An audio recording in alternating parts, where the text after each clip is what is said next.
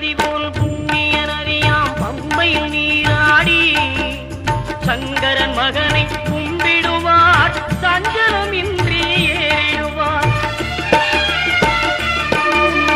நீலிமலை ஏற்றம் சிவபாலனும் ஏற்றிடுவார். காலமெல்லாம் நமக்கே அருள்காவலனாயிருப்பார். தேகபலம் தா பாதபலம் தா தேகபலம் தா பாதபலம் தா தேகபலம் தா